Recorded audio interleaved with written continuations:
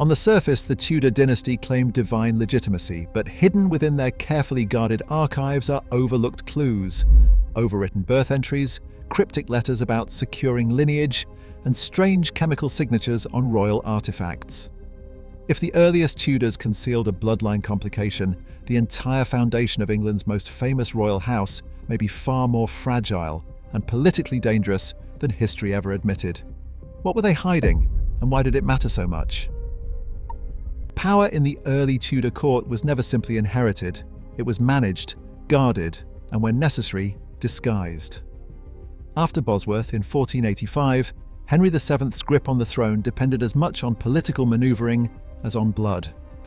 His mother, Margaret Beaufort, understood that the dynasty's claim was fragile. The Beauforts, descended from John of Gaunt and Catherine Swynford, had been legitimised by statute, but an earlier royal decree barred them from succession. That legal shadow lingered, threatening every move the new king made. In this climate, guardianship became a weapon. Wardship laws allowed the crown and its closest allies to control not just land and marriage, but the very upbringing of noble children. Margaret Beaufort, who used the title My Lady the King's Mother, directed a network of estates and household officers. She orchestrated the placement of wards, arranged marriages, and managed the incomes of minors, tools that reached deep into the private lives of England's elite. Payments for the nurture of unnamed children, records of young gentlemen transferred between households, and annuities to women described only as keepers appear in her accounts. Each entry hints at a system designed for flexibility, secrecy, and when necessary, erasure. After his marriage to Elizabeth of York in 1486, Henry VII sought to unite the warring houses of Lancaster and York. Yet the urgency of producing heirs, the rush to secure alliances, and the careful management of royal births all reveal a dynasty on edge. Official chronicles reported only what was safe for public knowledge.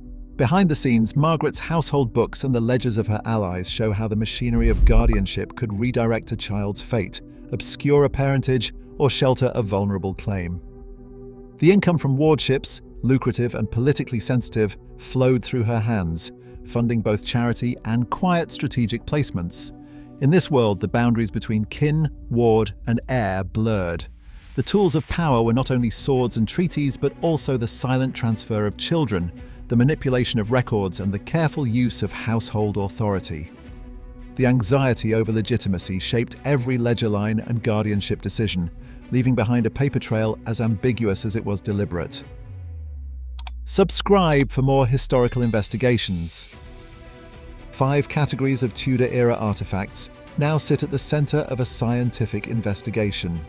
Wax seals from royal documents, prayer books with pages worn smooth by centuries of touch, fragments of garments believed to have brushed the skin of Henry VII's inner circle, embalming residues from cathedral crypts, and handwritten letters bearing faint biological stains. Each object has its own journey, a chain of custody stretching from the shadowed chapels of Westminster to the controlled light of modern conservation labs. The seals, some still attached to parchment rolls, were catalogued in the National Archives and cathedral treasuries. Prayer books, traced to Margaret Beaufort's private devotions, passed through college libraries and estate sales before arriving in secure vaults. Garment fibres, retrieved from burial wrappings and royal vestments, have been preserved under strict environmental controls in museum collections. Embalming residues, scraped from the stone and wood of royal tombs during 19th century renovations, remain in sealed vials, their provenance meticulously logged. Letters, once folded and sealed by hand, carry both the ink of their authors and invisible traces from every keeper who handled them. For each artifact, the scientific team negotiated access with archivists and curators, agreeing to non-destructive or micro-destructive sampling, no more than a few fibers, a single swab from a protected margin, or a micro-scraping from a chipped wax edge. Every sample received a unique identifier and was transferred in tamper-evident containers, with chain of custody forms recording every step, including date, location, handler, and storage conditions. Only laboratories certified for ancient biomolecule work were permitted to open the samples, and all procedures were documented for independent replication. Among the correspondence, certain phrases stand out: the securing of lineage, the preservation of claim. These words, embedded in otherwise routine instructions, echo the anxieties of a dynasty that measured its future in blood and ink. The artifacts themselves become more than relics. They are testable witnesses, each carrying a fragment of the story that official chronicles left unsaid.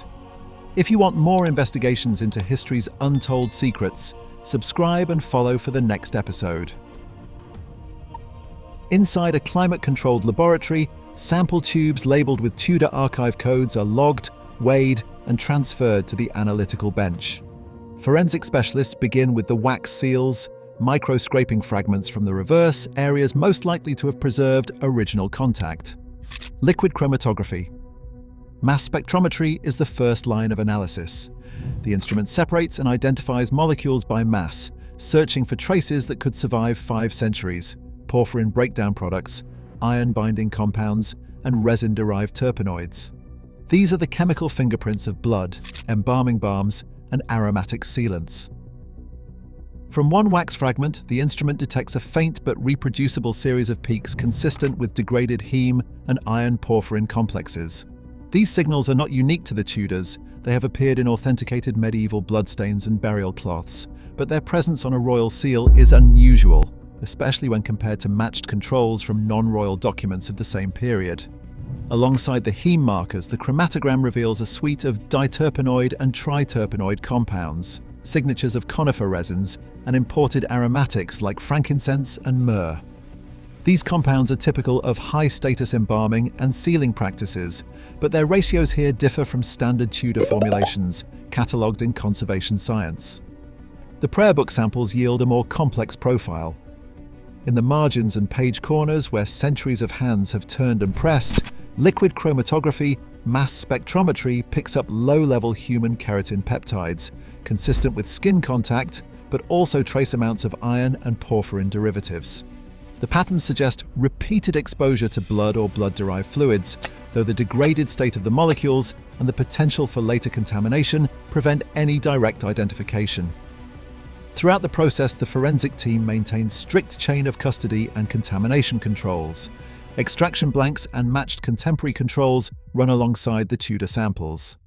No anomalous peaks appear in these controls, strengthening confidence that the signals are original to the artifacts. Yet the analysts are careful. The presence of heme or resin markers alone cannot prove a specific hereditary disorder, nor can it confirm the identity of the handler. The findings are suggestive, compatible with chronic blood contact and elite mortuary practice, but not conclusive. As the lead analyst notes, these results open the door to further interpretation, but the evidence remains fragmentary, demanding caution at every step. A parish register from the closing years of the 15th century contains a single, overwritten entry. The original name, pressed into the page in a clerk's careful secretary hand, is now almost illegible beneath a darker, later script. Paleographic analysis reveals 2 distinct inks and a subtle shift in letter forms, separating the initial baptism from the subsequent correction. In the margin, a Latin term, translatus, stands alone, its meaning both simple and profound: transferred, moved, conveyed.